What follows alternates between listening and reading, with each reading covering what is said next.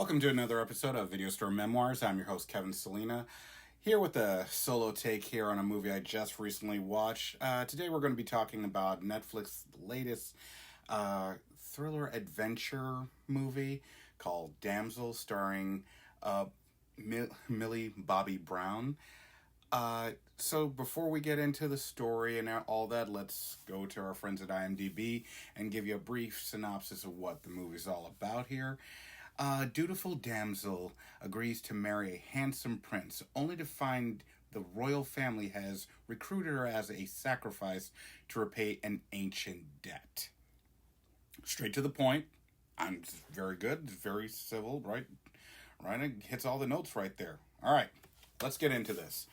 First off, everybody knows Millie Bobby Brown. Stranger Things, Enola Holmes, you name it. She's been in a lot of movies. She is everywhere right now. She is the it girl, as it were. Plays our damsel princess, Elodie. Ray Winston plays her father, Lord Bayford. Brooke Carter plays Flor, her sister. Robin Wright is Queen Isabel, the head mother of the family, who basically throws her to the dragon, as it were, or it should have been the wolves, but I digress. And last but not least, Lady Bayford is played by the illustrious Angela Bassett. Right out the gate, let me start with her. I've never seen a movie where I thought a phenomenal actress was really underused. I mean, her part in this, she's playing, the stepmother to Elodie, but there were so many moments in there where it's like, okay, we've got frickin' Angela Bassett here. I mean, we could give her a little better character, a little something more, a few more extra scenes. I know the basis of the entire movie is going to be about, Elodie and being the damsel in distress, as it were, but still, the few moments you could have had here and there, it seems like such a throwaway to have such a great actress in this movie, but that's just my 2 cents. I just wanted to touch on that real quick. So, watching this movie, I've noticed one thing about Millie Bobby Brown.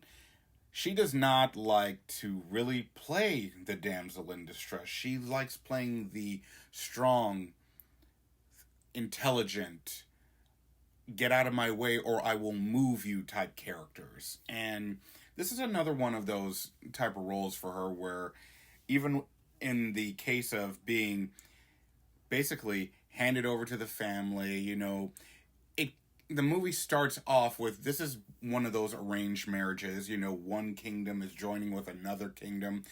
Her father is doing what he can to help his kingdom, and he sees this match with this other kingdom that's filthy rich, could help his people, take care of them. They're starving. He's just doing what he thinks is the best thing he could do. And then the whole idea of this turns completely to shit, where he's handed a bunch of money, but then directly after the wedding, the damsel would-be Elodie is just chucked over the side into a lair where you find a sleeping dragon waiting for its next victim, as it were. I also have to bring up at this point, I was so blown away. It hasn't been since, I think the last movie I saw like this was Dragonheart, where the character of the dragon played such an intricate role. This is an actress who has never seen all she is. You see of her, you just hear her voice, and everything is done with CGI with this magnificently done dragon. Now, I'm going to destroy this woman's name, but she deserves every bit of credit because I think she is the best part of this movie. The actress's name is Shoren Angdashlu. She's a phenomenal actress. I've seen her in a couple things. One of my favorite is she played one of the antagonists in 24, I believe season 4, as it were.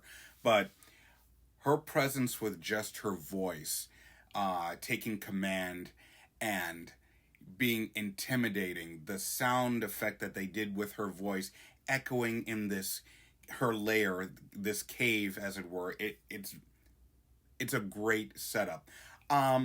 If I had to compare it to something, it kind of compares to when in the movie, God, Phone Booth, with Colin Farrell. Kiefer Sutherland's character, you never see his face, but his presence talking to Colin Farrell's character on the phone gives the movie everything that it needs. That, to me, was how she held herself in this movie. Now, the movie in total, I have to admit, I'm not completely impressed with this. It was good, but I think it could have been better. There were a couple of plot points here and there where I wanted them to fill in the hole a little bit better, because the story really moves along fast. It doesn't give any real backstory. It's here, we're there, boom, boom, we're over.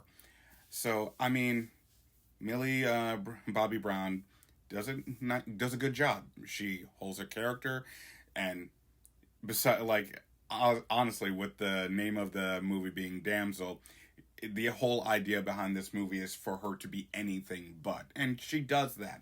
But the storyline for me should have moved along, taken a couple extra minutes here and there, to give an idea, like, about the two families, what, the idea of what they're fighting for, how desperate they really are. You just kind of get a glimpse of what her father is dealing with, what her stepmother is dealing with. And so I'd have to say I'd give it like basically 2.5 clamshells as a review. It's good. I think it could have been better. Like I said, the standout character is the dragon. If you see this movie on Netflix, it's out right now. Pay close attention. Like, a voiceover character that really steals the show. I really truly believe that. But anyway, that is my thoughts on the movie Damsel. We were taking a little break. Everybody here was totally taken over with March Madness, but we are back on the roster. We are going through our movies. Next week we will have, I believe we have a nice little sci-fi movie for you. Steven Spielberg's Minority Report. So keep a lookout. Every one of you, thank you as always for checking us out on social media, checking us out on TikTok, YouTube, on Facebook, what have you, X, Twitter, whichever way you call it. I call it Twitter. It's never going to change. Video Store Memoirs. Once again, my name is Kevin Selena. Thank you so much for all checking in. We will see you next time, and enjoy the movie. Take care.